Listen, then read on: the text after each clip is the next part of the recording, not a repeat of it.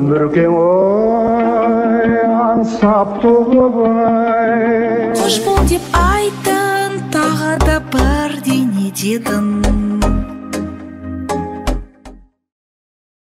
Аға, енді сіз мына қазақ ортадан шығып, мына бүкіл осы қазақы нағыз қазақтың қаймағы дейтініміз Казгуды оқыдыңыз, әртүрлі баспаларда, газеттерде, телеарналарда редактор болып жұмыс істепсіз.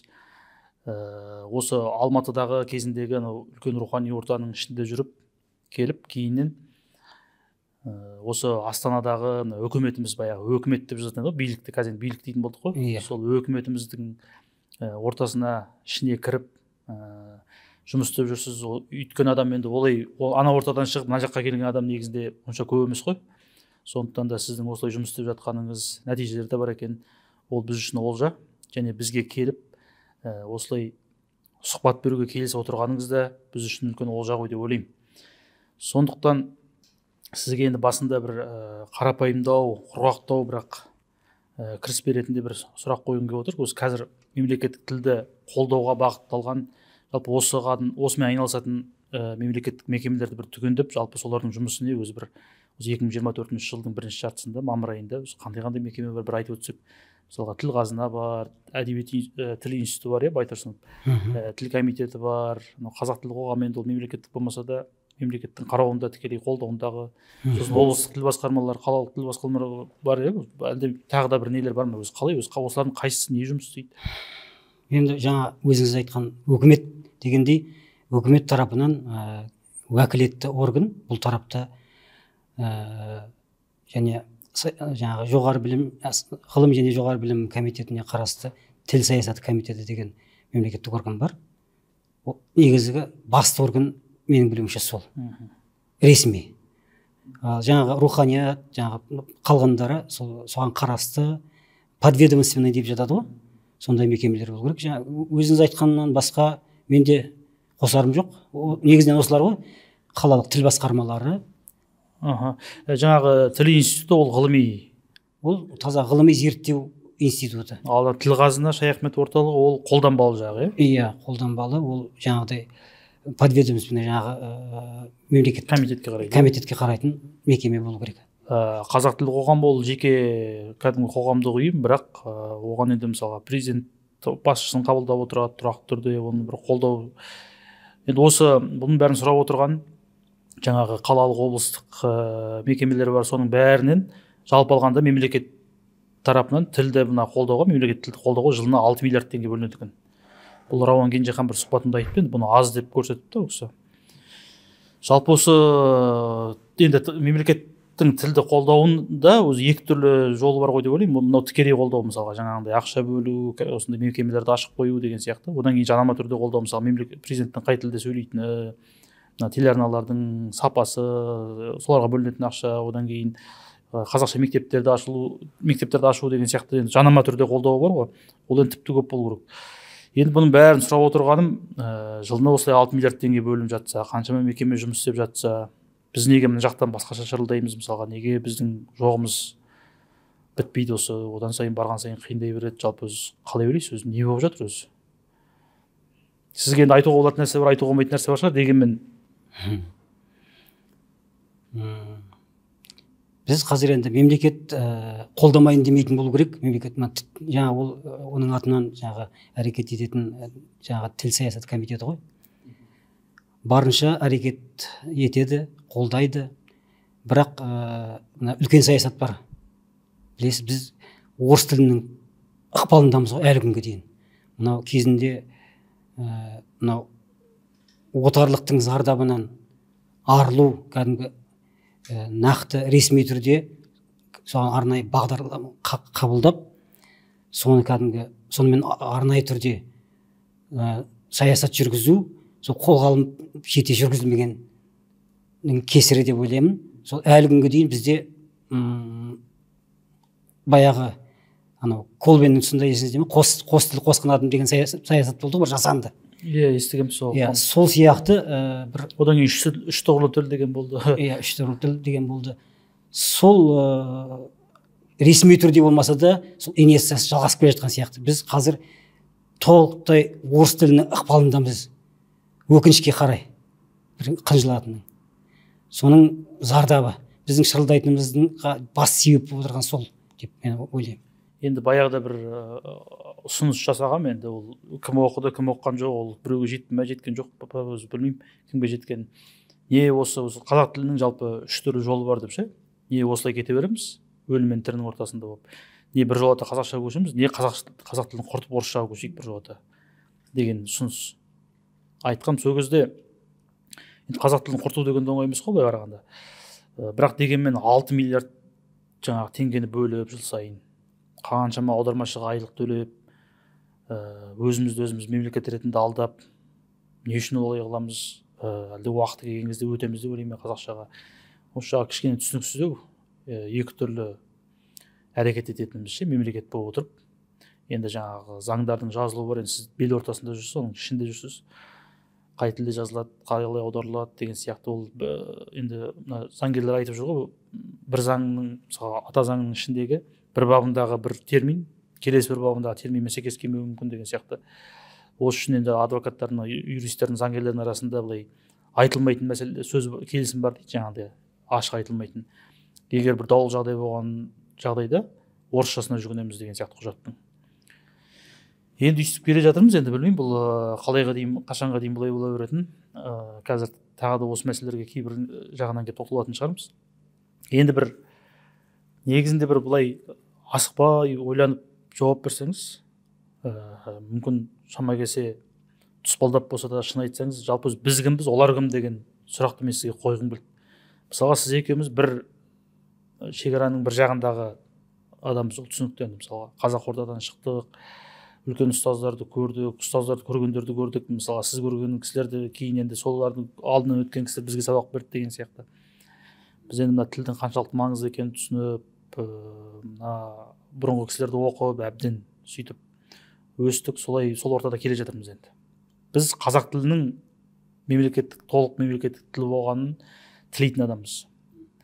Енді біздің қарсыластарымыз кім өзі? Ол қайдан шыққан адамдар, не қылған адамдар, бір екеуінің кәдімгі түрінде суреттеп шығуға болады мысалға. Олар кім? Неге олар бізді билеп отыр әлі күнге дейін? Қалай сол?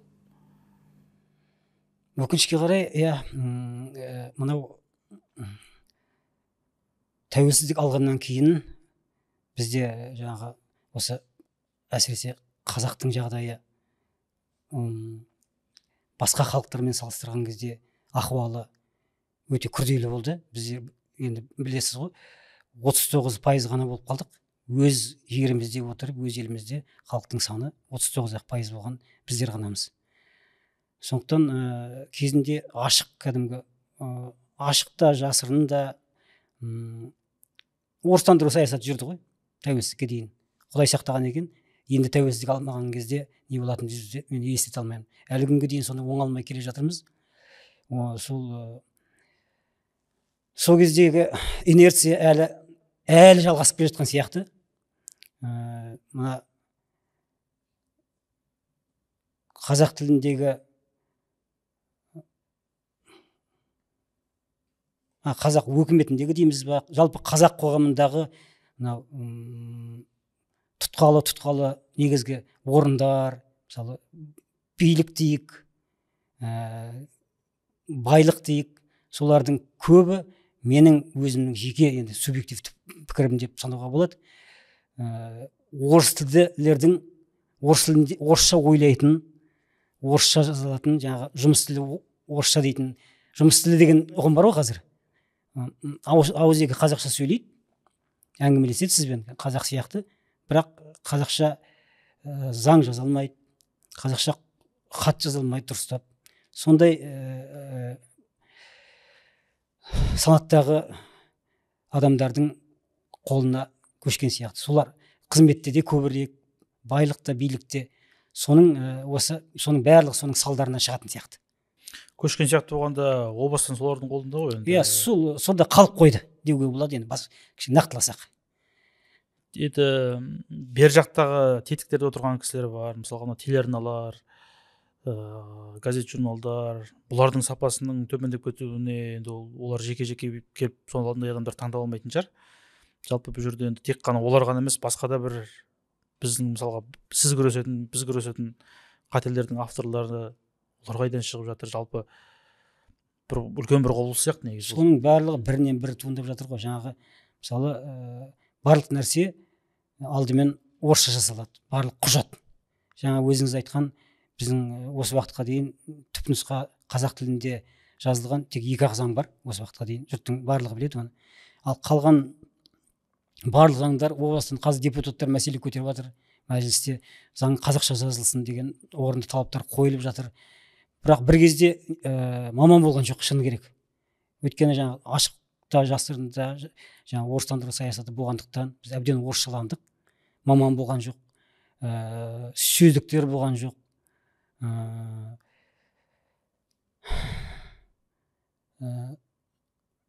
Лайықты әлеует болған жоқ қой. Қазақша кәдімгі толыққанды қазақ тілінде жұмыс жүргізетін.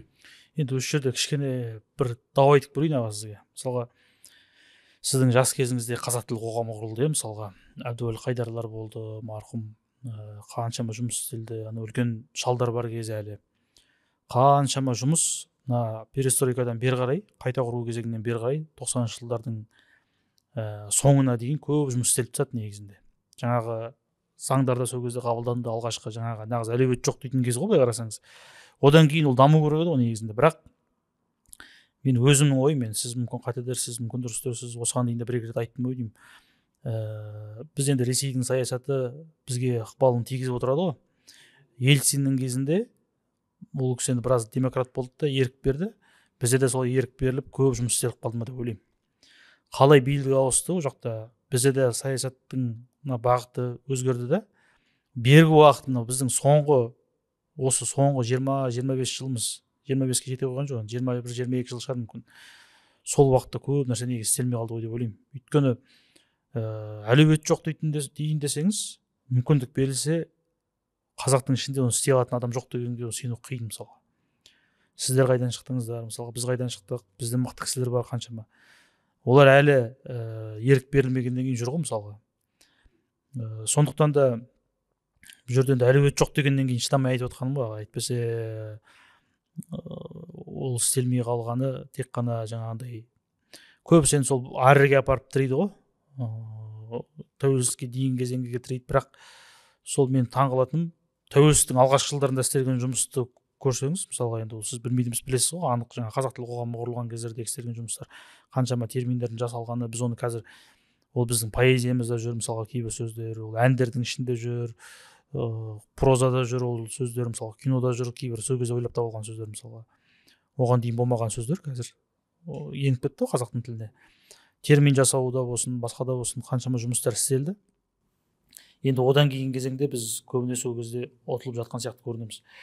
Енді бір ойдың жан жағынан кеп айтып жатырмыз. Мысалға мына нәрсені ойлап көрсеңіз, Абайдың кезінде хат жазса шағатайша жазатын еді ғой мысалға. Сақталған хаттар сол кезде бар ғой, жаңа сіз айтқандай былай сөйлессе қазақша сөйлеседі, жұмыс тілі орысша деген сияқты, жазба тілі шағатайша болды. Жаңа қадым жазуымен бір әріп шығару үшін үш дыбыс, бір дыбыс шығару үшін үш әріп жазып деген сияқты. Енді соны Абай марқұм қазақтың кәдімгі тілін әкеп поэзияға кіргізіп, соны жазды ғой мысалға. Енді ана қазақтың қайдан шыққаны туралы дегендерде жаңағыдай тілге кетіп қалады арасында. Бірақ дегенмен қаншама жұмысты сол кісі жазба тілін қалыптастыру жолында біраз нәрсе істеп тастады. Кейін Алаш келді, газет шығарды, қазақша жарнама берді, құжаттарды қазақша жазды, қаншама жұмыс сол кісілер істеді. Мен соны қарап отырамын да ойладым, аға, сол қаншама жұмыс істелмей тұрған кезде сол кісілер сондай нәрсені істеді ғой. Біз қазір отырмыз да, мысалға тәуелсіз ел болдық дейміз, қаншама жұмыс дайын тұрған кезде соны алып келтіре алмай отырмыз ғой, ұқсата алмай отырмыз. Мүмкін біз енді өзіңіз де мен де негізі саясаткер емеспіз ғой. Біз таза редакторымыз, тілдің маманымыз, әдебиетшіміз, кеңсенің қағаздармен жұмыс істейтін мемлекеттік қызметшіміз. Сондықтан ол біздің өреміз жетпейтін, біз қорыта алмайтын нәрселер бар шығар. Енді ол жағын білмеймін, бірақ менің жаңағы жаман ойым, сол жаман ақылым дейді ғой, сол орыс тілінің әйтеуір ықпалында отырғанымыз білетін. толық сезінетініңіз ба? Иә, толық сезінетінім. Содан шыға алмай бұлқынып келе жатырмыз. Сол тұншықтырып, біз бұлқынамыз, ол тұншықтыра түседі, сол жалғасып келе жатыр. Ана өзіңіз айтқандай, одан да осы тілді тезірек жаңағы біртіндеп өлтіргенше, бірақ өлтірген қажет пе деген сияқты кейде бір ашынулы ойға да келетін кездерің болады, бірақ ондай ойға негізі берілмеу керек деп ойлаймын. Ол енді біздің солай болса екен дегеніміз, жұрттың назарын аудару үшін айтатын нәрсеміз ғой. Сосын ашыну болады, ашынғанның эффект үшін айтамыз ғой. Ашынған үні аш шығады дейді, сосын содан шығатын ой ғой. Әйтпесе енді өзің бар, біз бар, басқа да тілекшілер бар, осы тілектестер бар, тілдің жанашырлары бар. Біз өзіміздің шамамыз келгенше, жаңағы қолымыздан келгенше қайраткер болуымыз керек сияқты. Әркім өзінің саласында қалай болғанда тілдің өрісін кеңейту, қазақтық тілдің қайтадан қазақ тіліне айналуы, соған барынша атсалысып, бар білімімізді, жігерімізді, күшімізді соған салып жұмыс істеуіміз керек. Мен білетінім сол. Солай өзіңіз осылай жұмыс істеп жатырсыз. Энтузиаст сияқты өзім, әйтпесе мен мемлекеттік қызметтегі енді ғана ғой мынау редакциялау сараптау бөліміне келгенім, жылдан жаңа ғана асты. Нағыз өзім кәдімгі стихиям дейді ғой, өзіме қолайыма келетін, мақсатыма үйлесетін қызмет сияқты, жаным салып жұмыс істеуге кірісіп жатқан жайым бар. Оған дейін мен де баспасөз қызметінде істедім, президенттің, елбасының кеңсесінде істедім деген. Олардың барлығында, сосын мемлекеттік хатшының хатшылығында істедім. Кәдімгі жұмыс құжаттарымен жұмыс жасау. Сіз оны біраз база бар шығар онда сізде. Енді мен соның барлығында, бірақ айналып келген кезде айналысып жатқан біріс редакциялау, тілді қазақыландыру мүмкіндігінше. Сөздің дұрыстығы. Аударманы түзеу. Назгүл Қожабек қарындасымыз айтатын қазақтық тілді шама келгенше қазақ тіліне аудару, жатық қазақша жұрт оқығанда бірден түсіне алатын құжат жасауға күш салу, ат салысу, соған үлесімді қосу. Менің қызмет жұмысым сол. Жаңа қайраткерлік деген сөзді бір айтып қалдыңыз ғой енді. Қайраткерлік деген сөзді айтқан кезде сұрамауға болмайтын бір нәрсе бар. Сіз өзіңіз ғалымсыз,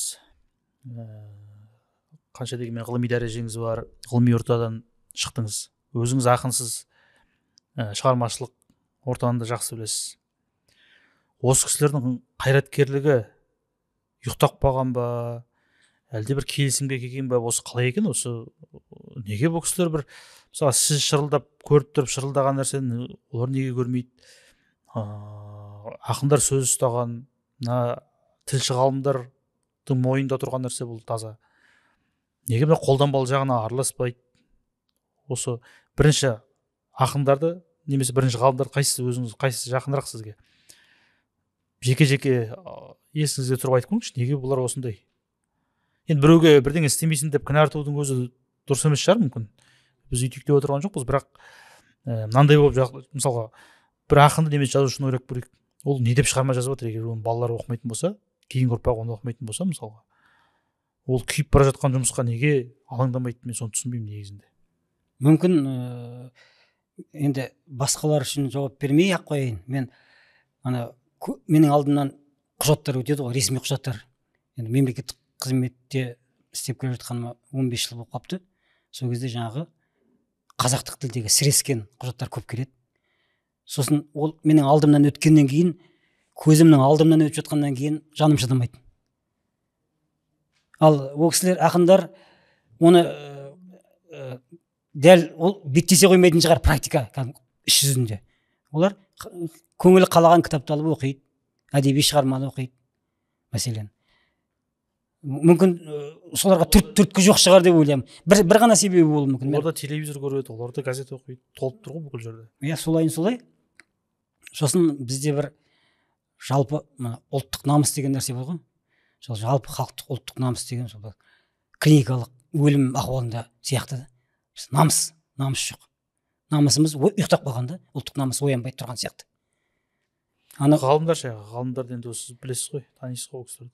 Ғалымдар да сол өз сорпасында өзі қайнап дегендей, мәселен, ғылыми зерттеу институттары болса, өздерінің теориялық жаңағы тақырыптары бар.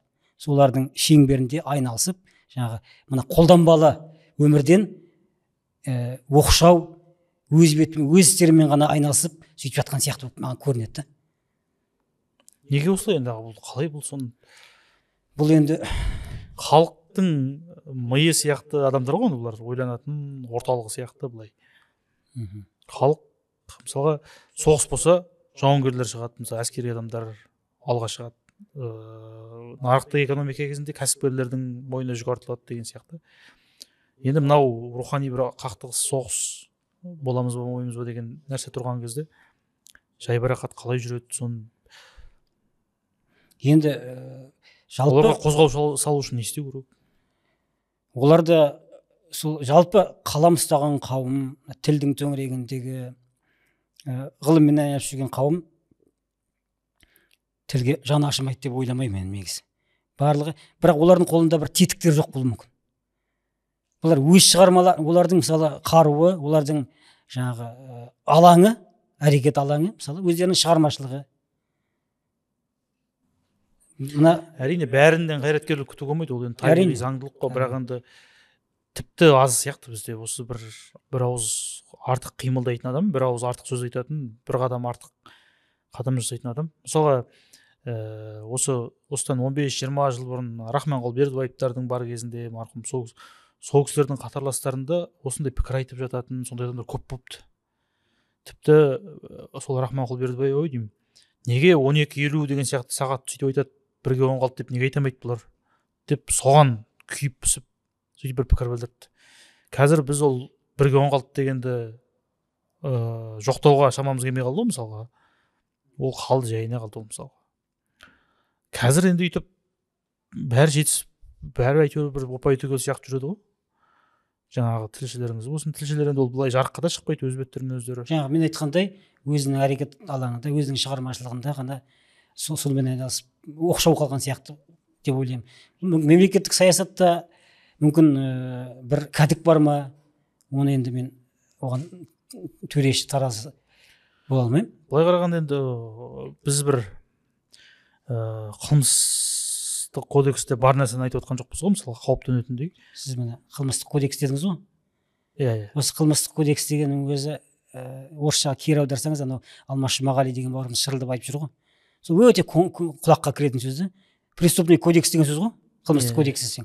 Таза қазақи ұғыммен түсінетін, қабылдайтын адам үшін қылмыстық кодекс десең қорқынышты сөз болып естілу керек қой негізі. Негізінде миымызға кіргізіп тастаған әбден. Сондай нәрселер көп. Оның барлығы жаңағы орыс тілінің ықпалына әбден жаңағы несіне түскеніміз, ықпалына түскеніміздің таза көрінісі да. Мысалы уголовный кодекс дегенде Алмас Жұмағали жаңағы түсіндіріп айтып жүр, шырылдап. Ол жаза атқару кодексі дейді. Негізі ол жалпы логикасы дұрыс. Ол нақты мүмкін жаза атқару болмас мүмкін. Мүмкін қылмыс жазасы кодексі мәселен.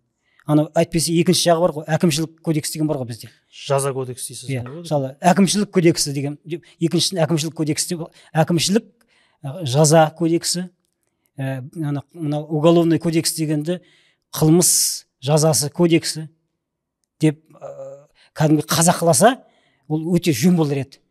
Соның барлығы қазір бізде мысалы кейде бір ашынғанда айтқым келеді. Мысалы біздің мемлекеттік тілді мемлекеттік деңгейде қорлау ма, сондай ахуал қалыптасып отырған сияқты сезінесің, соған күйінесің. Енді мысалы қылмыстық кодекс деген, жаңағы айтқандай тағы да қайталауға тура келеді.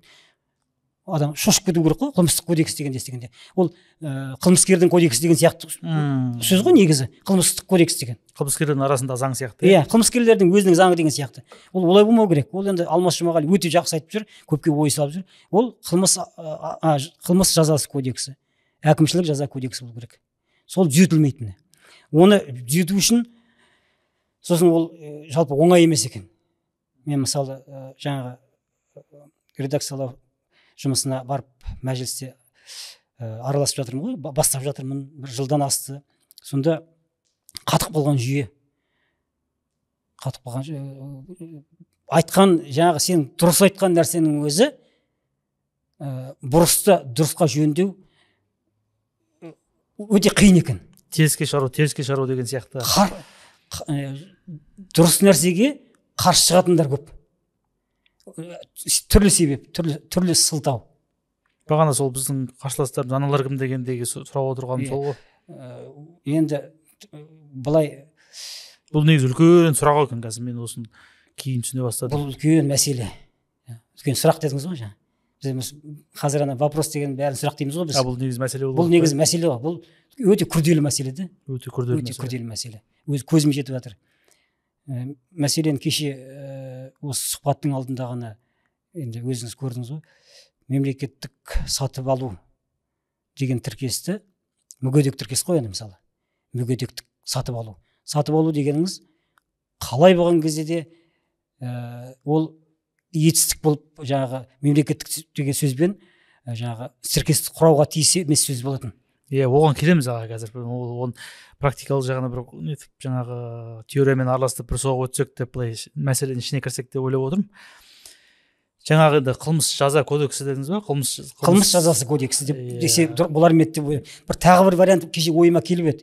Мен осылай өзім жаңағы ойыма келген осындай даулы жаңағы тіркестер болсын, сөз болсын, қолданыстар болсын ойланып жүремін де үнемі бір өзім шешім тапқанша. Процесс қой шығармашылық ол да. Әрине. Мысалы мен анау өткенде ғана совет кезеңінен бері қарай келе жатқан жаңағы общественное питание деген орыстың сөзі бар ғой. Өзгертіпсіздер ғой. Қоғамдық тамақтандыру деген. Осы мемлекеттік сатып алуыңыз бар. Бір форма ғой. Қоғамдық тамақтандыруыңыз бар. Бір мүгедек тіркес қой. Ашық айтқанда. Оған келеміз аға қазір. Ана жаңағы қылмыстық кодексті, қылмыс жазасы кодексті сол соған кірмейтін нәрсе ғой дейін да. Біздің тіл туралы мәселе көтеруіміз бізге ешқандай басымызды қауіп төндіретін нәрсе емес қой деп ойлайын деген ғой. Бірақ соған қарамастан мына зиялылар енді ғылыми интеллигенция дейді, жаңағы шығармашылық интеллигенция дейді. Осылардың миына әбден мынау мемлекеттік қызметтегі адамды көрсе, жаңа шенеунікті көрсе жағымпаздану, алдында құрдай жорғалау, сосын бір жоқ қауіптен қорқу деген нәрсе милана кіріп кеткен сияқты болып көрінеді. Жаңа сіз айтқан нәрселерден бөлек солардың үндемей жүруі, ештеңеге араласпауы, көріп тұрса да айтпауы, осындай бір кезеңге келген сияқтымыз. Бір қанат сөз бар еді, нақты ұмытып отырмын. Кімдікі екенін де нақты өз сөздің жалпы сұлбасы мынау отаршылдар тәрбиелеген жаңағы қызметкерлер ана өзінің халқына олардан да жаңағы асып түседі деген сияқты. Сондай бір қанат зәбір көрсету жағынан, қиянат жасау жағынан біздің баяғы жаңағы айтқандай баяғы инерция бар ғой, сол жалғасып жатқан сияқты. Сол анау санасы отарланып қалған. Жалғаса береді ғой. Ол өйткені өзі жеңіп тұрған адам өз еркімен ештеңеден бас тартпайды ғой. Сондықтан біз бұл жерде жеңілдік деп айту керек. Бізді жеңіп жатқандарды кінәлаудың қажеті жоқ қой. Негізі олар өздерінің солай өмір сүруіне өмір сүру үшін күреседі ғой. Өздерінің өмір сүру формасы, өздерінің қалауы, өздерінде бар болып тұр. Неге олар одан бас тартып отыр? Біз ала алмай отырған, біз өзіміз мысалға. Менің жаңағы қайраткер болуымыз керек әрқайсымыз деген содан туатын ой ғой. Әйтпесе ешкім сізге, бізге мысалы сізге де бізге де ол ерік бермейді да. Мысалы жаңағы билік деп отыр, кез келген бір тұтқалы қызметтер деп отырған орысша ойлайтын, жұмыс тілі орысша, орыс тілі арқылы нанын жеп отырған мыңдаған адамдар бар ғой, мыңдаған, жүздеген. Олар жыл орнын ешкімге бергісі келмейді. Осылай жалғасқанын қалайды. Және өзінен кейін сондай адамдарды алады жұмысқа, мүмкін. Қол астына. Заңдылық шығар. Сондай адамдар тәрбие еткен, бір-бірімен жақсы түсініседі ғой. Солай болу керек. Ол бізбен түсінісе алмайды ғой, мысалы. Етемейміз ғой. Бұл енді ойбай осы мемлекеттік жүйенің барлығы сондай деп мүмкін қара бойы қалыңдатуға болмайтын шығар. Бірақ жалпы ондай бар. Осы нәрсе. Жоқ емес, мүлдем жоққа шығаруға болмайды. Енді жаңа біз мемлекеттің құзырындағы мекемелерді айтқан кезде терминкомды тастап кетіппіз. Терминком да бар ғой. Терминком деген ол жаңағы тіл саясаты комитетінің соған қарасты комиссия ғой. Ол кеңесшілік қалай дейтін еді? иә кеңесшілік сипатындағы консультативтік кеңесшілік сипаттағы жаңағы комиссия.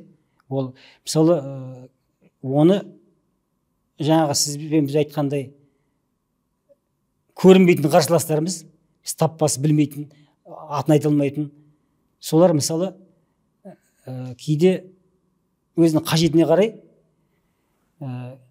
бүйтуі мүмкін. Терминкомның бекіткен нәрсесін кейде неге алады, ескереді, өзіне ол мүддесіне қайшы болса, ол деген ол рекомендательный характер, ол кеңесшілік сипатта емес пе деген уәж айтады сізге. Сондай бетпақтыққа барады дейсіз. Ондай да бар. Мен оны өзімнің мына мемлекеттік қызмет жүрген кезде байқадым ғой, неше түрлі әдістер бар, неше түрлі жаңағыдай сондай жағдайлар бар. Болып тұрады. Бұны терминкомды еске алып отырғаным, мысалға Жүсіпбек Аймауытов осыдан 99 жыл бұрын еңбекші қазаққа бір мақала жазыпты. Сол қателерді талдап келеді, аударған кезде кететін қателерді. Қазіргі тура сіздердің жазып жүрген, біздің жазып жүрген нәрсеміз. Мына жерде мынандай нәрсе, оны айтқысы келіп отырған мынау еді ғой, неге осылай айтпайды деген сияқты. Сөйтіп соңында келеді де ұсыныс жасайды. Бұны реттеу үшін былай істейік дейді. Әбден даусыз қабылданған сөздерді тізімін жасайық дейді. Қабылданбағандардың оларды аударайық дейді. Газет өзі аударамаса, білім комитетіне берсін дейді. Сөйтіп әбден аударып нақтылайық та, соларды газетке жариялайық дейді. Редакциялар өздерінің қабырғасына іліп қойсын дейді. Сөйтіп бірізге түсірейік осыны дейді. Ештеңе өзгерген жоқ қой. Әлі сол. Сол жұмысты қазір негізі терминком атқару керек ғой деймін. Ол ана кісі жұмыстың процесін тура қойып беріп отыр, қалай істеу керек екенін. Иә. 100 жыл бұрын, 99 деген 100 ғой енді. Соны біз әлі істей алмай отырмыз деймін, мысалға. Әлінше істеп келе жатыр терминком. Бірақ жаңағыдай фактіні бекер айтқан жоқпын. Өзім бір беттескен жағдай сондай. Жаңағы терминкомдікін өзіне қажет кезде ғана құлақ асу, қажет емес кезде игнор жасау, ондай жалпы кездеседі.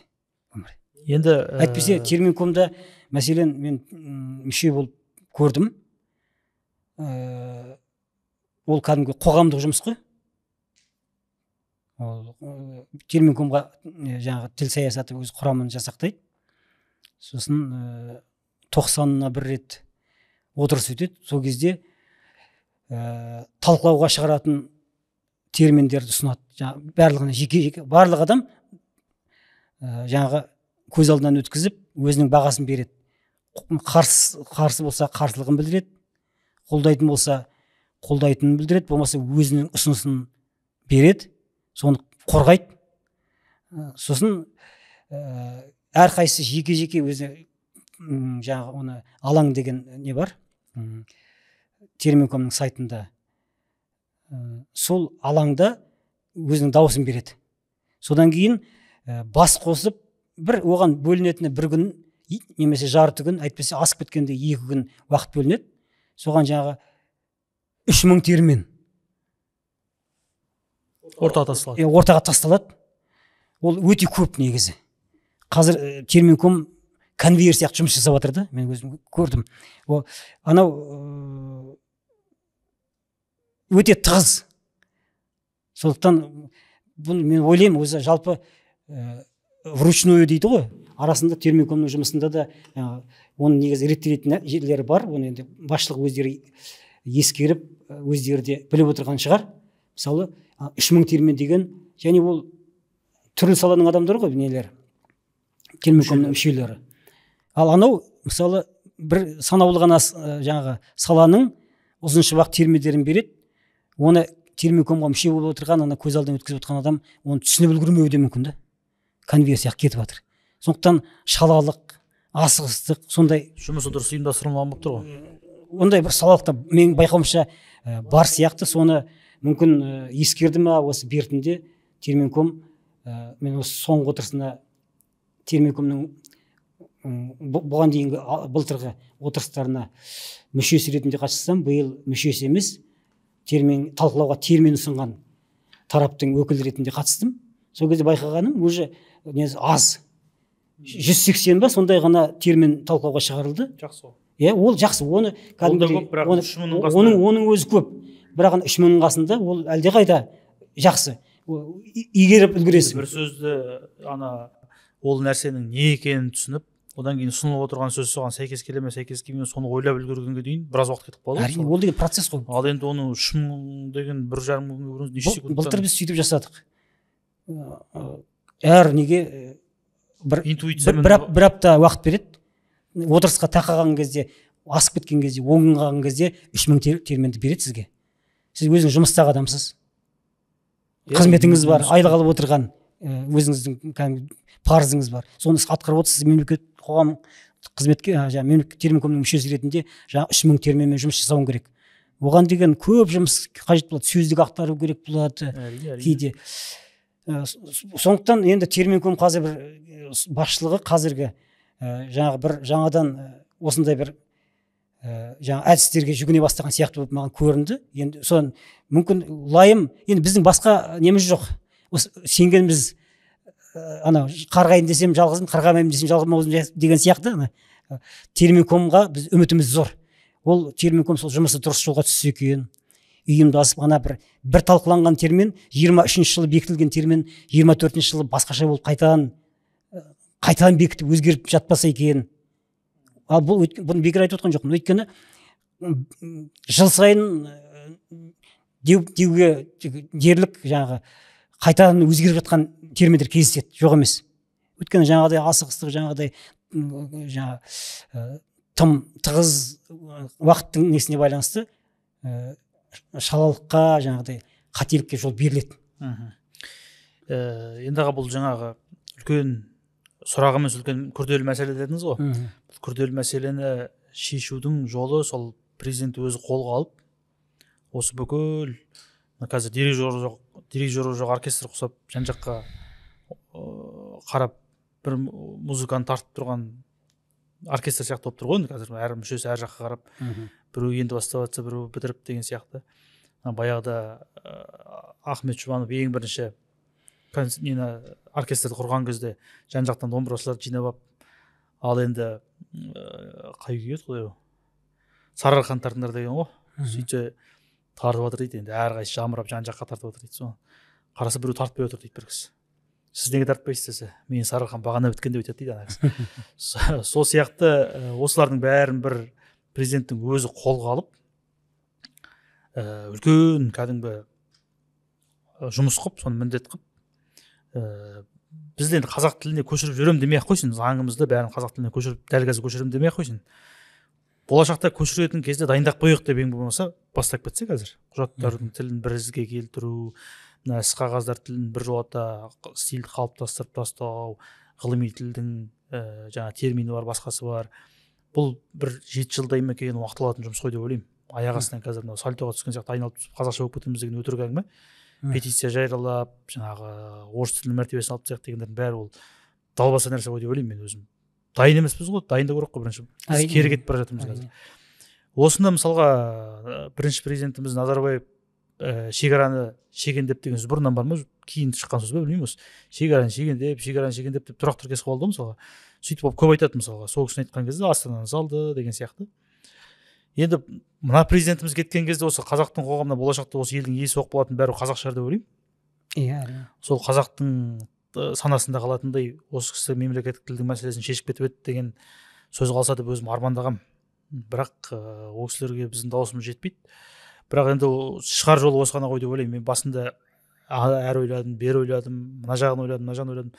Қарап отырсақ, бұл үлкен бір күштің ана жақтан бір үлкен қолдың бұрандану бұрау арқылы ғана, содан кейін барып қана болатын шаруа сияқты. Үлкен жұмыс қылып деген бір ойым бар енді. Енді аға жаңағы 2-3 рет тоқталып өттік қой.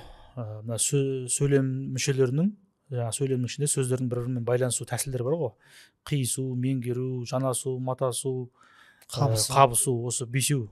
Осы бесеуден бөлек белден басу деген 6-шы шықты деп сіз бір жазыпсыз. Оған қойған атыңыз да ұнады, белден басу деп.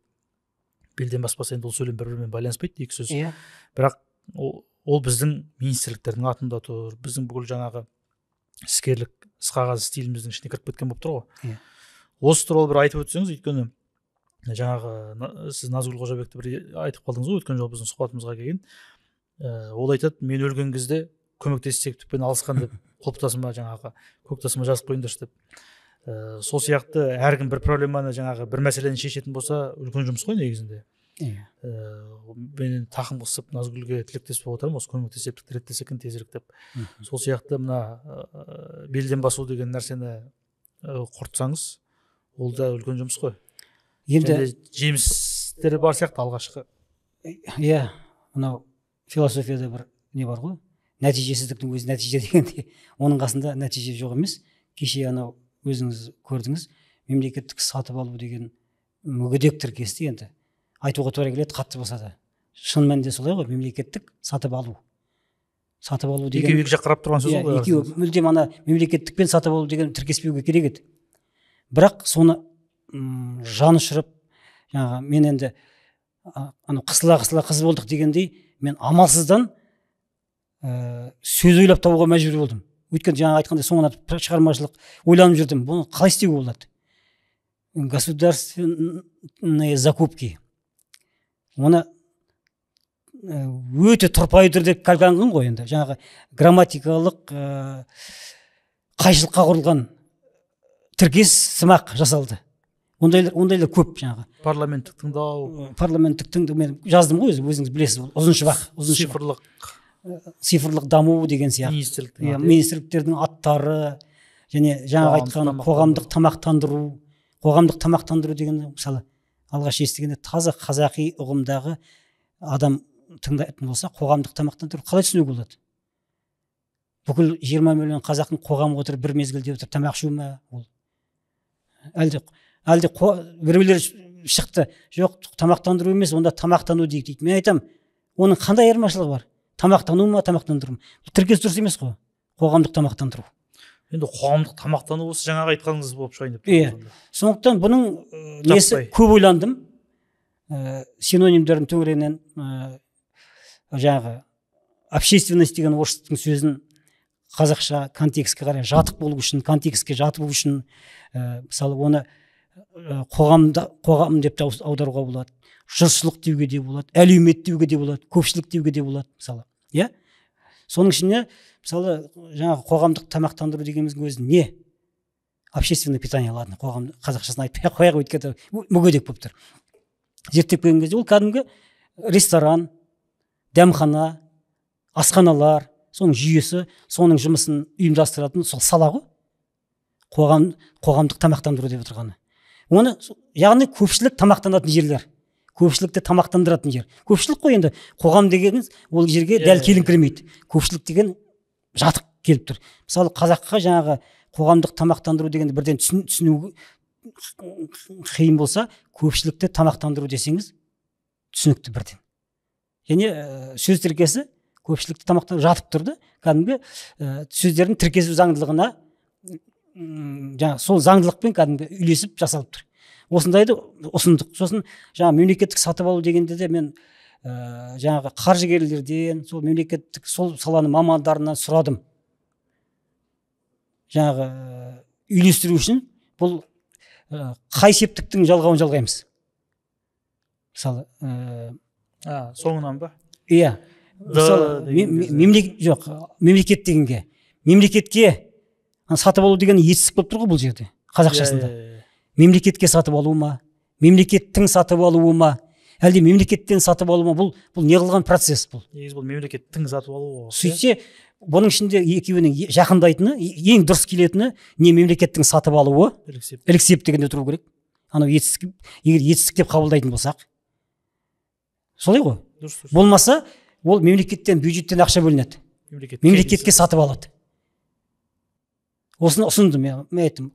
Мемлекетке сатып алу деген көбірек келетін сияқты, мемлекетке сатып алу дейік.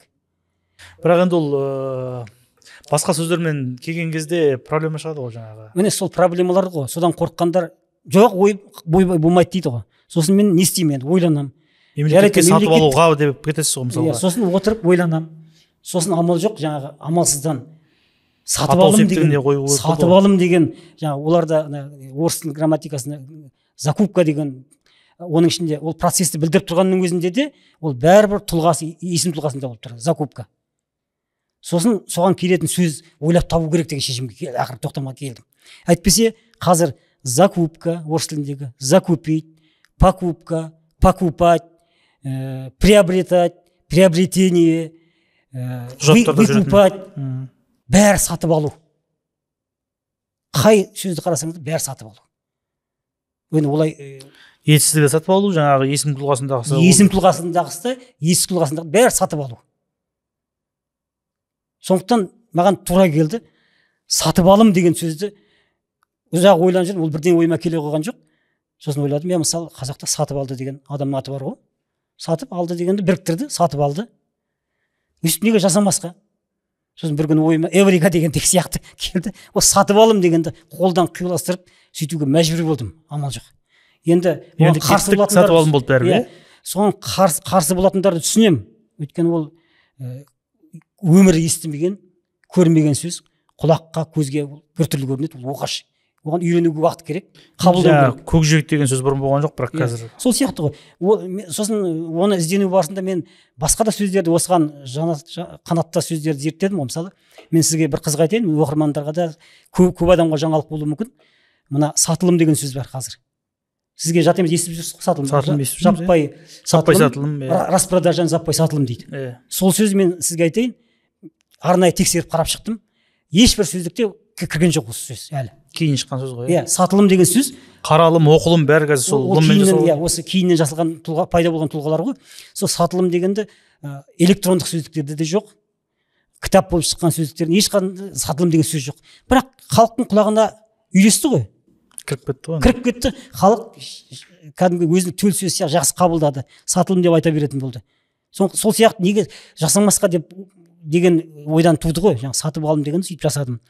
Әйтпесе сосын оған бірақ қарсы шығып жатқан жаңағы аттан салып ойбай бұлай болмайды деп жатқан филология ғылымдарының докторлары бар.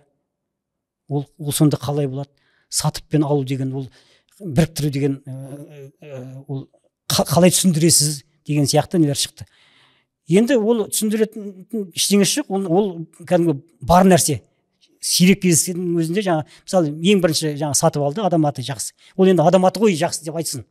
Одан бөлек мен ана алу мен сатуды орындастырып көрдім. Алып сату. Алып сатар. Міне өзіңіз таптыңыз. Алып сатар деген сөз бар қазақта. Қандай? Алып сатар адам, қандай адам десеңіз сын есім тұлғасында болады. Ол алып сатар десеңіз есім тұлғасында болады. Алып сатарлық пен күн көру деген сөздергесін айтсаңыз, тағы да ол зат есім болып шығады. Алып сатарлық не? Болады ғой, бар ғой. Сосын ондай тілдің тәжірибесінде мысалы бір сөздің бірігіп ықшамдалуы, мысалы алып барды дегенді апарды, алып келді, әкелді, бір сөз болып кетті. Бұны неге біз жатсынуға тиіспіз? Бұндай үлгілері жоқ қой деп дабыл қағып, жастан қарсы шығып отқандар бар осыған. Бұл мен енді мысалы бір әйтеуір жетістік деп айтуға болатын болса, терминкумға ұсындым, өстіп қызулана қорғадым. Енді 20 адам, 20 шақты адам сол отырысқа қатысқан. Ішінде қарсы болғаны бар,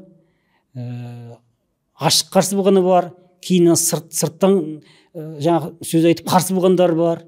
Бірақ әйтеуір көпшілік дауыспен бұл бекіді. Мен кеше қуанғаным сол. Бірақ бұл мен әлі сенімді емеспін. Жоқ, өзіме емес. Соны әрғай ілгерілетіп, ана мемлекеттік сатып алу деген қазір заң жаңадан қабылданайын деп жатыр. Соның алдындағы менің жанталасым еді ғой. Өзімнің тарапынан үлес қосайын деп жанталасып, жан қабылданып кеткенше осы ұсынысты беріп үлгірдім. Терминкомнан бекітіп үлгірдім. Бірақ көзім жетіп тұр. Бұл баяғыша мемлекеттік сатып алу туралы заң болып қол қойылып сөйтіп кетейін деп тұр. Мен бана айттым ғой сізге бір. Қолынан келмейді екен, лагер болып қарсы шығады екен. Бізден жоғары тұрған органдар бар. Бағана айтқаным сол ғой, бана жоғары жақтан бастап қолға алынбаса. Жаңағы сол филология ғылымдарының докторлары, тілшілері бар, солардың өзі жаңағыдай бүйтеді, жаңағы біреулер пікірін комментке жазады ғой жаңағы. Осындай бір-бірін жақтап, бір-бірін тауып алып, аға айтыңызшы, мынау грамматикалық қайшылыққа құрылған санаға сіңе ала ма деп жаңағы қарсылықтарын білдіреді. мен сосын ашылғаннан айтамын, мемлекеттік сатып алу деген келіп тұр ма мүгедек па? сол сөзде санаға сіңіп кетті ғой бүкіл халыққа. Қате, мүгедек сөз, бірақ халық соны қолданып жатырмыз. Заңымыз екінші рет мемлекеттік сатып алу деген орысша керісінше калька жасасаң, жаңағы қылмыстық кодекс, преступный кодекс деген сияқты государственный закупить деген сөз ғой, мысалы, мүгедек сөз ғой, мемлекеттік сатып алу деген. Сол санаңызға сіңді ғой. Мен неге мемлекеттік сатып алым деген грамматикаға келетін жаңағыдай есім сөз тұлғасындағы әдемі жымдасып тұрған, мысалы, қабысып тұрған сөздерге неге сонша қарсы болады деймін да. Соны түсінбеймін ғой. Соны ондай сұрақ, жаңа сіз маған сұрақ қойып жатсаңыз, менің өзімде де ондай сұрақ көп. Сондай бір қиындықтар көп осындай. Енді жаңа лік дегенде көп жаздыңыз ғой. Бұл өзі жаңағы бес сөздердің байланысуынан кейін 6-шы деп жатсыз. Осын біраз ойланып көрдім, сол сізден сұрайыншы деп. Өзі мына екі сөзді байланыстырған кезде жаңағы қабысу мен жанасуда ма ешқандай жалғанбай бірге тұрып орын тәртібі арқылы кейде орын тәртібі сақталмаса да байланысады деген. Осыған байланысты өзі бір 4 сөздің байланысудың 4 түрі ғой. Енді мысалға жаңа біреуі лық арқылы, біреуі қазір көп қолданылмайтын арқылы, әдеби деген сияқты, біреуі жаңағы ілік септігінің кейде жасырын тұрады, кейде бар болады, өзі тұрады, сосын жаңа тәуелді жалғау арқылы. Осы 4 түрі ғой. Сосын екеуі қатар келе салады мысалға. Осыған біраз мысал қарастырдым. Енді осыны екеуміз отырып ойланып көре салайықшы мысалға. Бұл жерде өйткені кейбір мәселелер бар. Мысалға жаңағы қияли кино, әдеби әлем арқылы жасалатындар. Заманауи үрдіс мысалға. Қазақы жылқы деген кезде мысалға жаңағы идің ығы айналып кеткен шығар, қазақы жылқы деген. Қазақи дегеннен кейін қазақ болып кеткен шығар мысалға. Бұл да бізге жаңағы Ербол Тілешев ағамыз шақырып жүр, бұйырса келіп қалатын шығар. Ол кісі іскери қазақ тілі деген кітабы бар екен. Ұжымдық кітап. Соның ішінде бір автордың біреуі Ербол ағамыз. Мысалы іскерлік демей, іскери. Мүмкін бізге керек нәрсе осы жерде бар шығар, жаңағы мемлекеттік тық, ботаникалық бақ дегенде лық-лықты бәріне тығып отыр ғой қазір. Осының жаңағы идің де керек жері бар шығар. Өте дұрыс ой екен жалпы.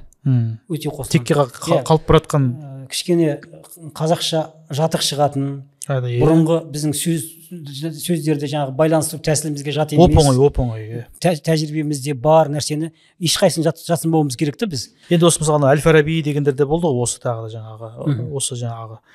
Енді соны фараптық деп қазір кейбіреулер айтып жүр, мысалы фараптық, жүгінектік дейді, мысалы Игінекейді жүгінектік Ахмет деп бір кісілер сөйтіп жаңағы бәленшелік. Енді бізде бар ғой мысалға жаңағы ұлтаулық арман деуі мүмкін, мысалға мені деймін да. Осы нәрсені келтіріп жүр, мысалы фараптық кім деп жаңағы Әбу Насыр деген сияқты бір кісілер сөйтіп келтіріп жүр. Сонда Әл-Фараби деген жаңағы ғой енді. Анаулық осындай несі. Бірақ енді біздің кейбір сөздерде бұл әбден қалып қойды ғой. Мысалы қияли деген сөзден оны алып тастай алмайсыз мысалы. Ол енді қиялдың жаңағы қиял деген сөзді қандай жаңағы есімнен не жасап тұр, ол жаңағы анықтаушы нәрсе. Сын есім жасап тұрған не болып тұр ғой. Бұл әбден кіріп кеткен. Қияли деген сөзден мысалы алып тастаймын. Мысалы имен одан қашсақ та мысалы мәселен келдім да. Енді екінші түрі жаңағы жапон көлігі, қыр қазағы, қазақтың оюы, арқаның еті, қобыз сарыны, абай жолы. Енді бұларды біз өзгерте алмаймыз. Бұлар енді дұрыс тұр. Оның қажеті жоқ, дұрыс нәрсе ғой. Бірақ енді дұрыс нәрсені өзгертудің қазір бір мысалын келтіремін сізге. Енді үшінші түрі бар ғой, жаңағы екеуі қатар келіп жұрнақсыз жалғаусы келетін. Осыған аны бәріне жалғап отыр қазір. Мысалға біздің ауылда Хан-Орда деген жер бар. Қазір оны Хан Ордасы дейтін болып жүрді. Мысалы мақтау қағазы дегенде бұрын мақтау қағазы деп жазыпты. Қазір мақтау қағазы дейді. Кез келген екі сөз қатар келді ме, оған жалғай береді мысалға қазір. Мысалға осыған біраз мысал келтіре салайын. Алтын сақа, енді бұл енді алтын деген жаңағы онсыз да сын есім. Бота тірсек, жаңағы мақтау қағаз. Енді мен мақтау қағазға қатысты ұқсас бірдеңе бар ма деп ойладым. Біріншісі етістік болып тұратын. Мысалы жоқта өлең. Жоқта өлеңі демейді ғой мысалға. құттықтау хат деген бұрын сөйтіп айтады, оны қазір құттықтау хаты дейтін шығар, оны құдай біледі. Кез келген жағдайда сөйтіп жалғау жолай береді қазір. Өзіңіз бір мән беріп қойыңызшы, бүкіл жерде тығып жатыр қазір. Дәл бұл конструкцияны бір жете зерттеп көрмеппін, проблема көп қой. Мысалы абсолют шама дегенді біз абсолют шамада оқыған сияқты едік физикада. Абсолют шама. Абсолют шама. Қазір абсолюттік. Абсолюттік шама. Бәрі тық бүкіл жерде тығып жүрді. Өйткені абсолют дегеннің өзі былай сын есімді білдіріп тұр ғой негізі қандай деген. Иә. Оған тіктің түкке жоқ ғой негізі. Біз термикумда осыны көп жерде алып тастадық. Осыны ойлана бастады. Сосын жаңағы мана мен айтқан лық пен жаңағы тұйық етістік конструкциясы. Әлі күнге дейін кешегі соңғы отырыста бекіген жаңағы мен қатыспаған бөлігі бар ғой отырыстың. Сондайлар тағы да бекітіп кетіпті. Бұл бір дендеп еніп бара жатқан дерт болып тұр. Бұл енді бұдан құтылу өте қиын. Мынау енді мен айтып отырғаным жаңағы қабысу мен жанасудың мысалдары ғой. Ешқандай жалғаусыз керзі етік мысалға. Керзі етігі демейміз, мысалы керзі етік бар еді ғой. Орыс бие дейді мысалға. Орыстан кірген бие болу керек жаңағы. Ол енді ұлтын айтып тұрған жоқ қой, биенің анық. Ана бойы ұзын бір биелерді орыс бие деуші еді. Сосын мысалға бір кездер Абайдың суретімен, Жамбылдың суретімен екі домбыра шығыпты ғой, 90-шы жылдар ма екен, 80-шы жылдар ма екен. Сол мысалға Абай домбыра, Жамбыл домбыра дейді. Бағана мысалға Абай жолы дегенді айттық, енді Абай домбыра. Бұл Абай домбыра. Мысалға Сейіт қожа, жаңағы қожалардың рулары бар ғой, қай қожа десе Сейіт қожа дейтін, әртүрлі мағынада келтірілген осындай жаңағы қабысу мен жанасуға мысал іздегенім о. Сырсандық, мұрын орамал, шәй көйлек, кендір жіп, енді көбіне тұрмыстық нәрселер бұрын осылай айтқан ғой. Қандай екенін білдіру үшін ананың осылай қолданған мысалы жаңағы кендір жібі бірден. Қазір енді осы сөздердің кез келгенін біреуге берсеңіз, оны сырсандық болса сырсандығы дейді. Оны ананы қоспаса тұра алмайды қазір, сондай болып қалды. Миымыз солай болып қалды. Мына хан шатырдың осылай қойылғанда шүкір етемін. Хан шатыр дегеніне жаңағы осылай қойылып, оны да құдай біледі хан шатыр деп айтатындар көп шығар, бірақ ресми аты хан шатыр. Иә. Ханның шатыры, бірақ дегенмен хан шатыр деп айтылады. Ол шатырдың жаңағы ханға тән екенін көрсету үшін хандық шатыр емес, хани шатыр емес, ханның шатыры емес. Иә, ханның шатыры емес, хан шатыры да емес, хан шатыр енді сол. Енді төртінші жаңағы осы бағана сіздің лығыңыз әбден зерттеу керек болып тұр өзі. Әлі зерттеу керек. Иә, бұл бір күрделі нәрсе. Мысалы, бұрыннан бала кезімізден естіген қандай мысалдар бар деп ойладым. Қалалық қыз дейді мысалға, иә? Жоқ, ол қыз дегенде екіншісінің ары есім сөз, зат есім ғой. Түсініпті, анау сіздің сол есім сөз болғанның өзіндегі көп емес мысалға. Иә. Мен бұл өйткені бұған не ететін, мысалы ботаникалық бақ дейді, орфографиялық сөздік дейді. Мысалы, осылар дұрыс па деп мен ойланам. Дұрыс емес. Енді бұл жерде де есім сөз ғой. Бұл жерде де есім сөз ғой мысалға. Мысалға астаналық дегенді бұрыннан естиміз, иә? Мен мынаған тапқандарымды, бұрыннан барларды айтып жүрген жаңағы қалалық дегенді, қалалық бала, қалалық жігіт деген сияқты, астаналық, алматылық дейді мысалға, иә? Барларын айтып отырмын. Бұрыннан біздің мен жатсынбайтын сөздермен мынау, иә? Хандық дәуір дегенді бұрыннан естіп жатырмын мысалға. Хандық дәуір әдебиет дегенді оқыдық. Енді мысалы әлемдік деңгей, республикалық деген сияқты жаңағы масштабын көрсететін сөздер бар, иә? Енді осы лық лекті бұрын қазақ қалай қолданды деген кезде тапқан мысалдар ма? Дұрыс. Ал енді жаңағы ботаникалық бақпен жаңағы орфографиялық сөз дегенде әдебиет тіл институтының қабылдаған нәрсесі ғой енді.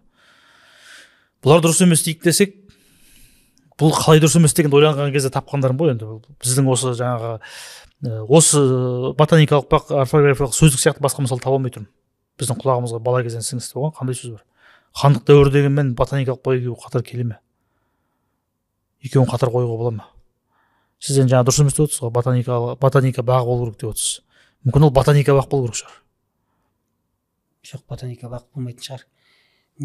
Қандай бағы екенін көрсетемін. Ботаникалық бақ не ботаника бағы? Маған ботаника бағы деген дұрысырақ болып көрінеді. Ботаникалық бақтан гөрі дейсіз ғой. Енді осының бір анықтамасы болу керек шығар бізде. Алдағы уақытта да сөз жасайтын кезде болсын, сөздер бір-бірімен байланыстыратын кезде болсын. Әрине. Мен негізі шынын айтайын, негізі жаңағы практика жүзінде осы жаңағы қазақтық тілді, жаңағы қазақ тілі қыламын деп жүріп, өзім ізденіп, осыған келдім, осындай нәрселер таптым, көп мысалдар таптым, көп нәрселерді жөндеуге шамам келді, одан да көбіне жөндеуге шамам келмей жатыр. Мен шынына келген кезде лингвист емеспін, кандидаттық ғылым кандидат ретінде жаңағы қорғаған жұмысым әдебиеттен тақырыбым. Бірақ ол мына қызмет бабы, мына тілдің жағдайы осы тілмен айналысуға алып келді. Тіл маманына айналып сонымен айналысуға мәжбүр болдым да. Өзімнің саламды жөндеймін деп жүріп. Сондықтан мен жаңағы сіз айтқандай мысалдардың барлығын жаңағы лингвист ретінде бәрін қараған жоқпын. Жұмыс істеген өте көп. Енді бұл жерде жауап беріп тастауымыз оны екіталай, әрине бұл үлкен мәселе болып тұр ғой.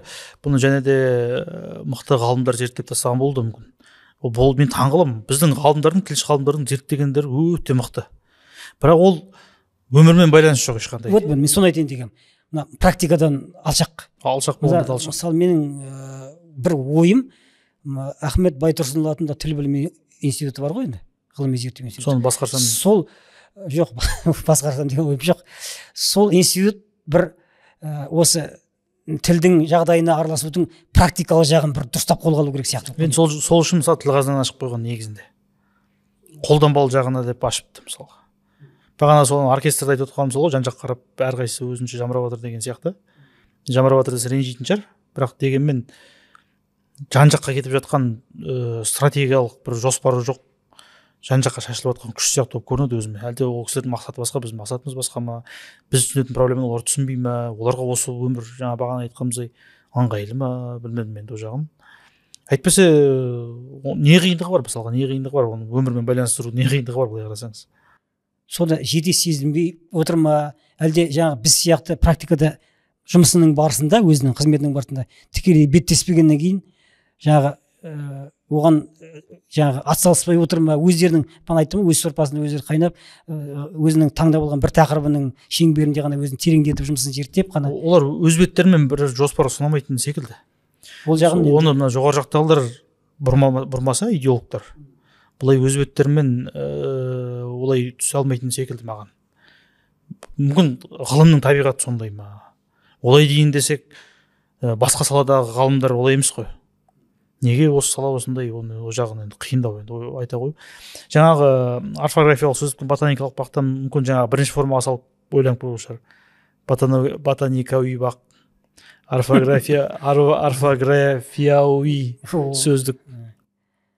Олай деп ойламаймын. Жаңағы ботаника бағы, орфография сөздігі. Біз енді 4 мүмкіндік бар болып тұр ғой, көрдіңіз бе? Сөз байланыстырудың 4 түрлі жолы бар болып тұр. Осының ара жігін айқындау керек сияқты. Бекітіп тастаса бұл. Осыны айқындап, осыны жаңағы Шаяхметов атындағы жаңағы орталық па, әлде тіл білімі институтында жанында бір практикалық қазақ тілі мәселелерімен айналысатын бір арнайы бөлім ба, қызмет па бар ма? Жоқ, бәрі енді бір неге қарап тұрған жоқ па? Бәрі бір министрлік қарап тұрған жоқ. Бір министрлік қарап отыр. Ана жағы ғалымдар зерттеген жұмыстарын жаққа өткізсін, олардың жаққа тапсырсын. Өзіңіз осыны көтеріп жатсыз мәселені. Бұл солардың құлағына жетеді деп ойлаймын. Ербол ағаңыз шақырып отыр екенсіз ертең. Ол кісімен де талқылау керек осы мәселе. Ол кісінің қолында үлкен тетік бар. Ол кісілерге үміт зор. Мысалы, тілге жан ашитын азаматтар, қолдарында тетік бар. Мемлекеттік тіл саясат деген атауының өзінде тұр қаншама нәрсе. Үлкен өкіметтік жаңағы органды басқасында жүр. Сол азаматтарға жеткізу керек. Сосын міне әркім өзінше өзіне көтере алған тасын әркім өзін бір көтере апара алған жеріне дейін апарып тастаса, іс алға жылжитын шығар. Мен мысалы жаңа 4 түрлі нені ұсынып, аппаратқа барғаннан кейін мәжілістің алғаш рет темекөмін бекіттіріп жатырмын ғой, заңыма қажет болғаннан кейін. Өйткені келіп жатқан заңдарға мысалы 2 түрлі заң келді. Аква өсіру туралы. Аква мәдениет. Аква өсіру туралы деп келді.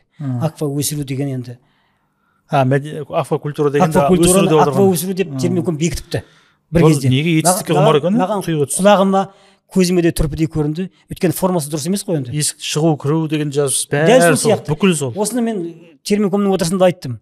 Бізде мына терминнің атау бір шартының атау, көп шарты бар ғой. Термин жасамның талаптары. Соның біреуі бірінші басында тұрғаны атау тұлғасында тұру керек. Атау болу керек. Термин деген өзі атау. Атау ғой. Қоғамның заттың атауы ол. Тұйғытсыздық деген бір бәле болды. Бүкіл кіріп кеткен. Жаңағы заң келіп тұр парламентке аква өсіру туралы деген. Мен алып көзіме түрпідей көрінді. Сосын алып зерттедім. Бұл немене аква өсіру деген. Сөйтсем ол аквакультура екен. Оны аква өсіру деп бекітіп тастапты. Тұйығы түстікпен. Сосын мен зерттеп қарадым, дефинициясын, анықтамасын қарадым. Аквакультура деген не ол? Сөйтсем, суда өсіретін нелер ме? Судағы балық, шаян, балдыр, тағы да басқа жеуге болатын нәрселер дейсіз ғой. жеуге болатын жандысы бар, жансызы бар, теңіздің өнімдері бар ғой. Соның барлығын өсірумен, тұқымын көбейтумен, күтіп баптаумен, оларды сатумен, дүкендерге түсіру, сонымен айналысатын сала. Шаруашылық. Ол шаруашылық қой енді. Сол ойыма келді. Мал өсіру демейміз, мал шаруашылық дейміз. Мысалы, ананы біріктіріп, мысалы, мал өсіру деп бекітіп қойсаң, термин қылып. Өрескел емес пе? Аква өсіру деген сондай. Соған дыңдай азаматтар қарсы шығады ғой. Біреуі кешеден бері 1-2 адам жазды, жаңағы менің постымның астына коммент. Неге ол аква дақыл емес деп. Тіпті басқа жаққа лағып кеткен. Сонда бақа, балық, шаян дақыл ма? Соны айтсам түсінбейді ғой. Айткенде бұл шаруашылық емес дейді. Өздері ана байыбына барып зерттемейді. Сосын ренжиді. Мен бір адамдарға жаздым. Сіз білмей тұрсыз, аква дақыл деген мүлдем басқа нәрсе десем шамданады жаңағы. Сіз неге кесіп пішіп айттыңыз ғой? Сосын мен айттым, мен алдыңғы комменттерде түсіндіргем. Уақытым жоқ, таңертең бір жақта шығып бара жатыр едім. Уақытым жоқ, айып етпеңіз, уақытым болмай тұр. Кейін түсініп аларсыз деп жазып едім бір азаматқа. Сосын мен өз шаруаммен жүріп кеттім. Бір 3 сағаттан кейін жаңа коммент түседі. Сіз батыр болады, ұлылық ауруына, ұлылық дертіне ұшырағансыз ау деймін деп. Шалдыққансыз ау деп. Қаншама терминім қабылдап отыр деп. Сосын енді не айтасың?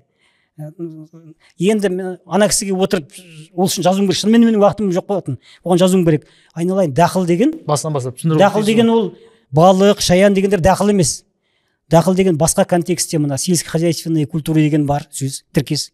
Ол мысалы жаңағы егін шаруашылығындағы бидай, арпа, кәдімгі дақылдар бар, дәнді дақылдар. Соны дақыл дейді. Енді ана балық пен шаянды дақыл демейсің ғой.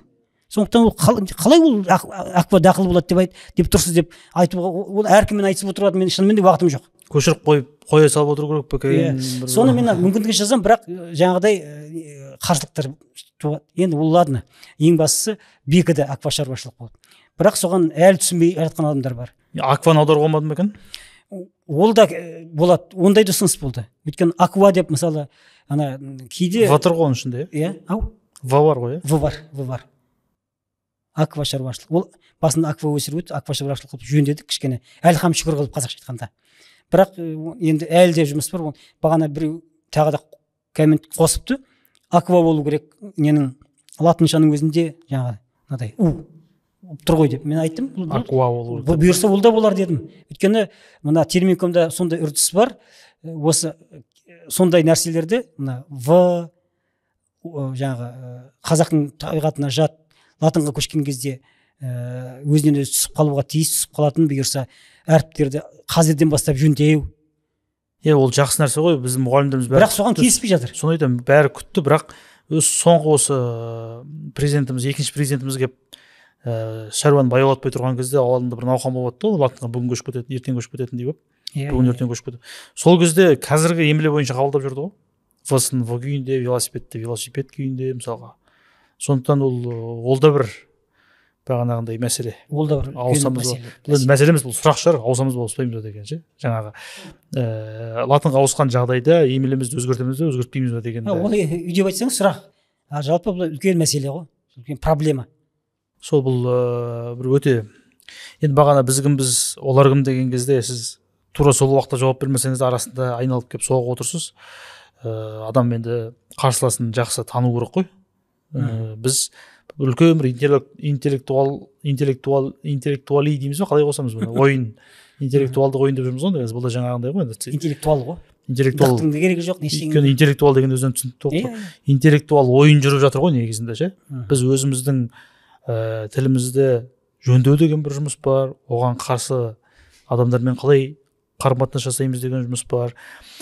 Оған ниеті қарсы болмаса да амал амалы дұрыс емес адамдар бар мысалға, Дұрыс болашақ емес. бойын оқып келгендер бар, басқа тілде ойланады, қазақша жазады, біз сол қазақ тілінің көсегесін бізге көртеміз деп ойлайды, мысалға олармен қалай қарым қатынас жасаймыз. Және де мына басшылардың ішінде тілді реформалау керек деп ойлайтын адамдар бар екен. Өздері басқа тілде ойланып үйреніп қалғаннан кейін біздің мына қазақ ойлау жүйеміз түсінбейді, сол ойлау жүйемізді сындырғысы келеді.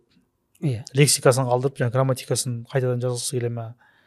Үлкен шабуыл көп, жан жақтан қарсылас көп. Неге сол сіз енді ішінде жүргеннен кейін бір сипаттарын айтса деп сұрағаным ғой бағана. Жалпы мына бір сөз айтыпсыз ғой, айнаның алдындағы маймыл ұқсап. Иә, Қайталай. күйінгеннен айтылған сөз ғой. Иә, сол мына орысша, орыстың ойлау жүйесін болсын, орыстың сөйлеу жүйесін, сөйлеу дағдысын болсын, бәрін жаңа айнаның алдында тұрған маймыл ұқсап бәрін қайталайтын адамдар бар деп. Енді ол біз біреуді жаңағындай тілдейік деп, біреуді одан сайын ызаландырайын деп отырған жоқпыз. Бірақ жалпы осындай кісілер бар, басқасы бар, жаңағы бірнеше легион ғой енді, жаңағы әскер. Солар жеңе ме, біз жеңеміз бе, кім жеңеді өзі? Қалай ойлайсыз? Түбінде кім қалады өзі? Енді көріпкел емеспін, саясаткер емеспін, бірақ үмітсіз шайтан дейді ғой. Беріспеу керек, мүмкіндігінше қайраткер болуымыз керек, өзіміздің көтерген тасымызды шамамыз жеткен жерге дейін апаруымыз керек. Сосын сол бәріміз қайраткер болып сонымен атсалысуымыз керек деп ойлаймын. Сол жаңағы сіз айтып отырсыз ғой, әркім өзінің тасын сол кезде айтамын деп ойлап отырғам. Сіз жаңағы терминдерді түзедіңіз мысалға деген сияқты. Бірақ біздің түзеп жатқан қарқынымызбен бұзылу қарқынының екеуін қатар қойған кезде кім қай жерде қалады деген де мәселе бар. Егер осылай кете берсе, мысалға соңғы 20 жылдың қалай жүргенін білеміз, қай жерге жеткенімізді. Енді бір 20 жылдан кейін не болады, осылай кете берсек дегенді ойласақ, бұл өте қорқынышты нәрсе. Біз, менің ойымша, анық кері кетіп бара жатырмыз. Жалпы алған кезде қазақ тілі негізгі тіл болып қалатын шығар деп ойлаймын. Бірақ ол тіл қандай тіл болып қалады деген мәселе өте. Бұл және өзіміздің жаңағы ел ретінде де өзімізге зиян болады, өйткені классикамызды оқи алмай қаламыз. Енді мысалы ұлт ретінде біз деп сөйлесек, біз ол кезде тірі боламыз ба, тірі болмаймыз ба, мәселе бұл емес. Жалпы қазақ халқы өзінің жазғанын өзі оқи алмайтын болса, тілі өзгеріп кеткен болса, бәрін қайтадан жаңағы емлеге ауыстыра ма, білмеймін, не ойлағандар бар екен. Бұл өте бір күрделі мәселе. Жаңағы негізі мына точка возврата деген нәрсе бар ғой, сол ұшқыштардың термині екен ғой. Мен соны білген кезде таңғалдым. Көп қолданылады ғой, мысалы образ түрде ғой. Негізі ол ұшқыштардың термині екен. Ұшқыштарда ұшып бара алатын жер бар екен. Содан қайтып келе алатын нүктесі болады екен. Жаңа ноқтасының ұзындығы сияқты ғой енді. Арқандап қойса, сол арқанның ұзындығы сияқты ғой енді. Одан асып кетсе, қайтып ұшқан жерде жаңағы солярка жетпей қалады екен. Сондықтан ол өзінің бара алатын жерін біледі екен де, содан асып кетпей, одан асып кеткеннен кейін қайтамайды. Енді қайтыс жоқ. Біз арман үмітсіздікке салынбауымыз керек сияқты. Осы нәрсе біз кетіп қалған жоқпыз ба деп сұрағым келеді. Біз енді сіз бірден түсініп отырсыз не айтқым келіп отырғанын, бірақ дегенмен айтайын, өйткені тыңдап отырған адам түсінбей қалуы мүмкін ғой. Біз осы тілді қалпына келтіре алатын кезеңнен өтіп кеткен жоқпыз ба, әлде де осыны дұрыстай аламыз ба, жеңіске жетуіміз мүмкін ба демекшімін ғой. Мен үміттенгім келеді. Бірақ қазіргі жағдайымыз енді аса бір мәз емес, шыны керек. Бірақ қарап жатқан жоқ, жұмыс жүріп жатыр. Депутаттар мәселен неғылып жатыр. Осы былтырғы соңғы 8-ші сайланған мәжіліс депутаттары. Шақырылым деген сөз бар ғой. Шақырылым емес, енді шақырылым ол негізі сайланым ғой. Сайланым. Созыв дегеннен кейін звать деген түбір тұр ғой енді орыста. Сосын ол шақырылым болып кеткен, әйтпесе оның шақырылымның қандай қатысы бар бұл жерге? Ол кейін жөнделді, бірақ сол сайланым деп өзгерттік. Сөйтіп бізде солай қабылданды мәжілістің өз ішінде. Өзіміздің тіпті менің мысалы өзім жаңағы жетекшілік жасап отқан бөлімде мысалы біздің пәтуаласқанымыз сайланым. Бірақ мәжілістің басқа бөлімдерінде мысалы шақырылым деген әлі қолдана береді. Шақырылған деген. Енді бірді айтып бірге кетіп жатырмыз, жол жөнекей әңгіме ғой. Сол жаңағы депутаттар мәселені қабырғасынан қойып, жаңағы тіл саясаты комитеті ұйымдастырған іс-шараларды, конференцияларды да айта бастады. Бәленің барлығы заңның алдымен орысша жазылуында. Қазақша заң дайындауымыз керек. Үкіметке мәселе қойылып жатыр, көтеріліп жатыр. Енді бұрыннан да не қылған шығар, бұрыннан да айтылып жүрген мәселе шығар. Ең болмаса мына министрліктердің аттарын соларды қазақша қойып барып аударса екен, ең болмаса ше, содан бастаса екен. Жаңағы төрт министрлік жаңағындай белден басу деген жолмен байланысып тұр. Әлі солай жалғасып жатыр. Біреу жауып қалып жақсы болды әйтеуір қосылып кетіп. Ол жаңағы басқа да органдар бар. Президент әкімшілігі бар. Атауын бекітетін сонда редакциялау және актілер шығару секторы деген. Жаңа сіз айтып отырсыз, заңды қазақша жазайық деп. Мен ойлап отырғаным, ол қазақша заңды жазып кете алмайды ғой қазір. Жоқ, біз өзіміз күмәнданатын болсақ, өзіміз өз жанашыр тілге ең жанашыр дейтін өзіміз сөйлейтін болса, ол жоқ, дайындық жұмыстары жүру керек қой. Мен айтқым келетіні сол. Бастап жатыр. Соны жеріне жеткізу керек та, аяғына жеткізу керек. Соған біз атсалысуымыз керек. Өзіңіз бар, басқа бар. Сосын бізде тілдік иммунитетіміз әлсіреп кетті. Жалпы қазақтың. Жастар өсіп келе жатыр, олар тіпті қиын енді. Көзін ашқаннан осындай лық-лықпен өсіп келе жатыр ғой енді. Не болды енді? Миларына кіргізіп жатыр, телеарнасы бар, басқасы бар. Сосын жаңағы қызметке кәдімгі тілдік иммунитеті мықты азаматтар. Соны мен де ойлай бастадым. Кетіп тұтқалы жерлерде отырса. Соны мен де ойлай бастадым. Негізі адам өзі үшін ұмтылғысы келмесе де, осы мүдде үшін, мұрат үшін негізі ұмтыла бастау шығар. Өйткені телеарналардың ішіндегі қаншама нәрселер бар. Негізі алдағы уақытта ойлаймын, осындай жұмыстарға баласы қазақша білмейтін адамдарды алмау керек шығар деп ше. Егер ол қолында тұрған, көз алдында өсіп келе жатқан балаға қазақша үйретілмейтін болса, ол демек ішінде сатқындық о бастан бар деген сөз, ол үшін қатты маңызды нәрсе емес қазақ тілі деген. Біздің еліміздің тілі осындай болу керек деген ол ой жоқ болса, содан бастап тазартса деп ойлаймын өзім негізі. Ағыммен жүзіп. Ол басқа нәрсе ойлап жүрдіңіз, ол ақшаны ойлап жүрді ме ол кезде, ол басқа мансапты ойлап жүрді ме? Бұл проблема оны аса қатты толғандыра қоймайды. Ода позиция жоқ деген сөз. Қатты жанынан батпайды деген сөз. Позиция жоқ деген сөз айналып келген. Сондай шынымен де жағы қазақ тілі сүйегіне сіңген, қазақша айтқан кезде. Және баласын қазақша өзіне жарыған. Сосын өткенде бір бас жағын тыңдадым, Назгүлмен сұхбаттарыңызды. Анау іскерлігіне жаңағы білімі сай, тілді білуі. Сондай азаматтар жаңағы тұтқалы ондайлар қазір де бар, бірақ жаңағы позиция деген нәрседен мен содан күмәндана бастадым. Позициясы жоқ болса, ол қатты оның іскерлігі де жетіп тұруы мүмкін. Және ол өзі қазақ ортада өскен болуы мүмкін, бірақ ол нәрсені соншалық маңызды деп есептемегендіктен, ол бас ауруы болмағандықтан, ол нәрсемен ол қатты ауырып, қатты сіз айтып отырғандар дұрыс, солай. Мен Назгүл сияқты кісілерді айтып отырмын. Сондай азаматтар. Солар кисе тіл үшін ұмтылу керек сияқты, қазір қызметке ұмтылу. Солар ұмтылу керек сияқты. Мен белгілі бір дәрежеде енді мен мансап қуғаным жоқ, бірақ жаңағы журналистика саласында істедім. Сол кезде енді президенттің баспасөз қызметі шақырды. Енді жалғас нәрсе ғой, журналистика мен баспасөз қызметі.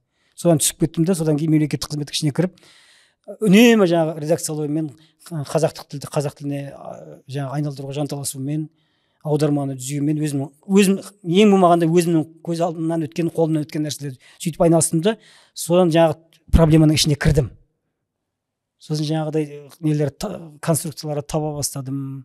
Содан жаным ашып жұмыс істедім. Сосын бұйыртып редакциялау сарапта бөлім меңгерушісі деген неге жеттім. Бұл жердің өзінде жаңағы қалай деп айтсам екен, 2 қадам алға, 1 қадам артқа, ең жақсы дегенде сөйтіп қана жұмыс істей аласың. Олай болса жаман емес екен. Әйтеуір плюс қой. Енді өзіңіз көріп отырсыз, кеше қызу талқылау болып отыр, терминкомда не қылдым. Сөйтіп сол Назгүлде ұмтылса соған.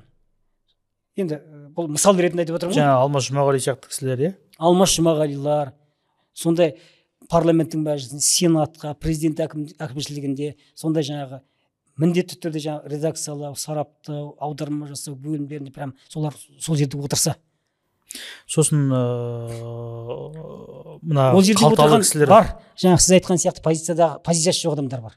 Ол жерде отырған сондай жаңағы мен айтып өткен бірқатар жерлерде филология ғылымдарының докторы, дардай кім айтқандай дипломы бар филолог деген адамдар бар.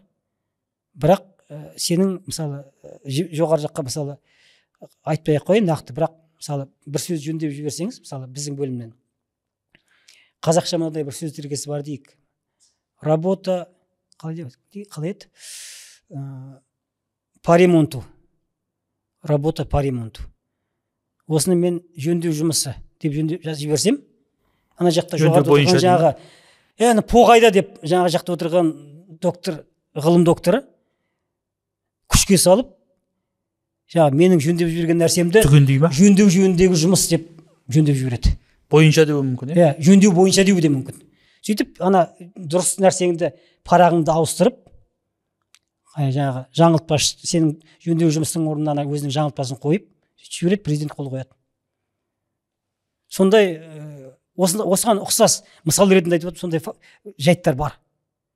Көрдіңіз бе? Сондықтан да сондай жерде де жаңағы үш жағы тең, позициясы да, тіл білімі де, білуі де, іскерлігі де үйлескен сондай адамдар сол осындай неге өзіңіз айтып қалғандай жаңағы тілдің мүддесі үшін, істің мүддесі үшін барса, сол қызмет етсе, мен соған тілектеспін. Сосын үміт үзгім келмейді да, жұмыс істеуіміз керек, қайрат керек, айналысу, Терминкомға көмектесуіміз керек. Мәселен, Терминкомның қолында үлкен құзырет бар да. Былай қарағанда құр консультативтік жаңа комиссия болғанмен, бәрібір соған сілтеме жасайды ғой, мысалы. Негіз етеді. Терминком бекіткен ғой деп, сол кезде сөз түзелді, тыңдаушы сенде түзел дегендей Терминкомның қоры түзелсе шіркін. Сосын соның құзыретін күшейтсе. Соны күшейтпей-ақ былай-ақ пәрмен беріп президент әкімшілігі сияқты жерлер істей алады ғой, мысалға. Мына нәрселерді реттеңдер деген бір ауыз жетеді ғой негізі. Соны біз аузымыз жеткен жерге дейін айтуымыз керек. Содан кейін жаңағы сіз нені айттыңыз ғой, білімі, іскерлігі, позициясы дегенді қосып отырмыз. Осы жерде мынау шығармашылық жұмыстарда талғам деген нәрсе де жетпей қалады екен. Іскер өте іскер болуы мүмкін, жаңағы қазақылығы да мықты болуы мүмкін, позициясы бар жоғын білмедім енді. Бірақ талғам деген позицияда болуы мүмкін. Бірақ талғамы жоқ адамдардың шығармашылық жұмысқа басшылық етуі деген бір сор екен ғой негізі. Талғамынан ажыратамағаннан кейін кезінде мысалға Жүрсін Ермановтар бір кісілер істеді ғой, мысалға Камал Смайыловтар болсын.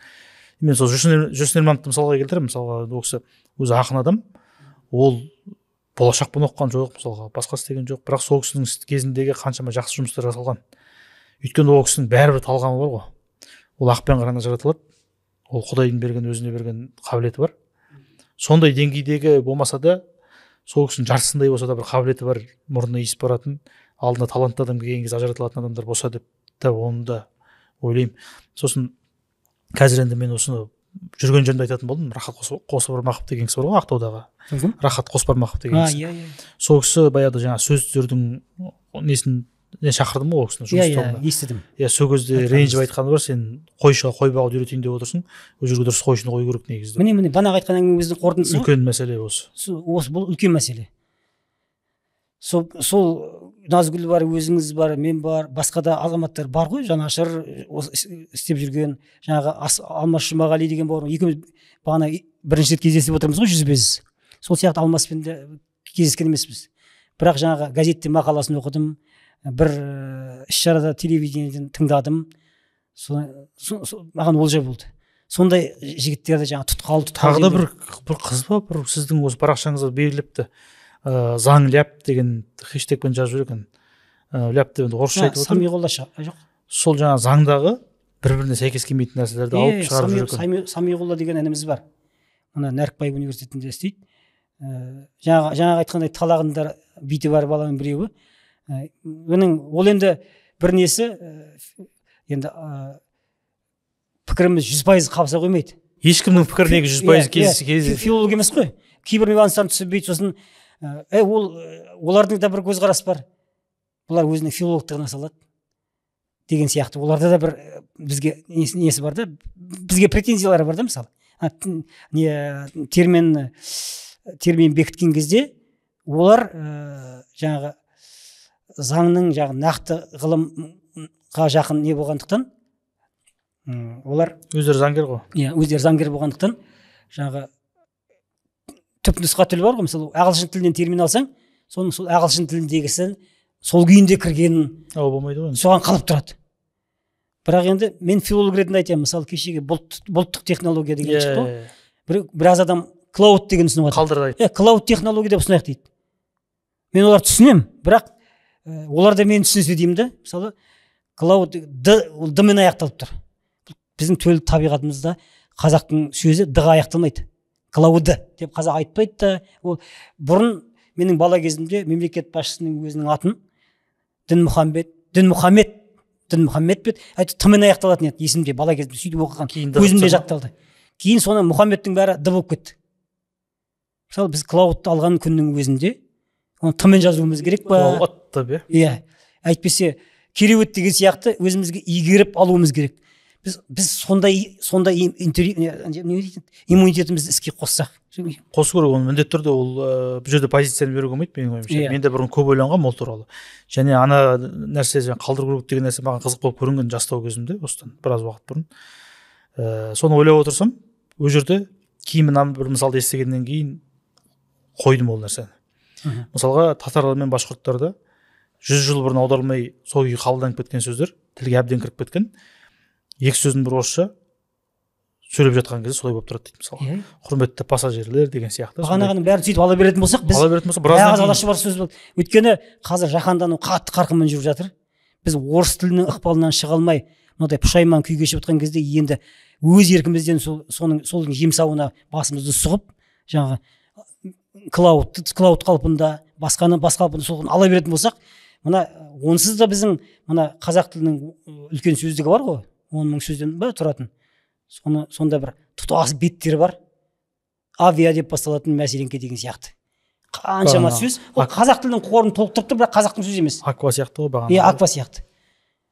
Бұл деген сол иммунитетпен соған қарсы тұратын жаңағы Самиғолла деген інімді айтып отырмын. Білікті маман, жақсы. Заң саласында шырпырлап, өзінің кәдімгі энтузиазмымен, өзінің қалауымен терминкомға жетіп, соған мүше болып, жан ашу да ол. Жаңағы ұмтылу дегеннен шығады. Бұл енді ішінде маза бермей тұрған ол. Сол ұмтылдырып тұр да, соған әкеліп тұр терминком. Мен соны мысалы ойлаймын, мысалы Назгүлді сол неге терминкомға әкелмеске? Мен әкелейін деп жүргем, Назгүл біреулердің құлағынан салдым да, осы кісіні кіргізейік деп. Бірақ оны өзім шығып қалдым. Одан сондай да жағдай болды. Ол жаңа үлкен артықшылығы ол жігіттің солай шырылдап жүргені. Бірақ жалпы жаңа сіз толық келіспеймін деп жатсыз ғой. Бір-бірімен 100% келісетін адам көрген жоқпын. Әрине, міндетті түрде 98-ге дейін болса да бар қарай бір нәрсеге келген кезде ол бір-бірімен сәйкес келмей қалып жатады. Бірақ біз ешқашан ондай болмайтынын біле отырып, мүддеміз 100% сәйкес келіп тұрса болды ғой. Мұратымыз, мақсатымыз сәйкес келіп тұрса болды. Ар жағында кейбір нәрселерді құрбандыққа шалуға тура келеді, кейбір нәрселерде былай келісімге келуге тура келеді. Сөйтіп шегінетін жерде шегіну керек болады. Сіз бір нәрсені жақсырақ біліп тұрсаңыз, жаңа сатылым дегенде осыншама сағат уақытыңызды арнаған болсаңыз, оны мен осы жерде отырып алып неге аяқ астынан сатылымын қате деп маған ұнамаған үшін неге қарсы жасалуым керек? Мен басқа нәрсе ойлап жүрген адаммын ғой. Білмейді бұл аква шаруашылық, қалай болғанда да бұл шаруашылық емес, аква. Бұл аквадакл ғой дейді біреу.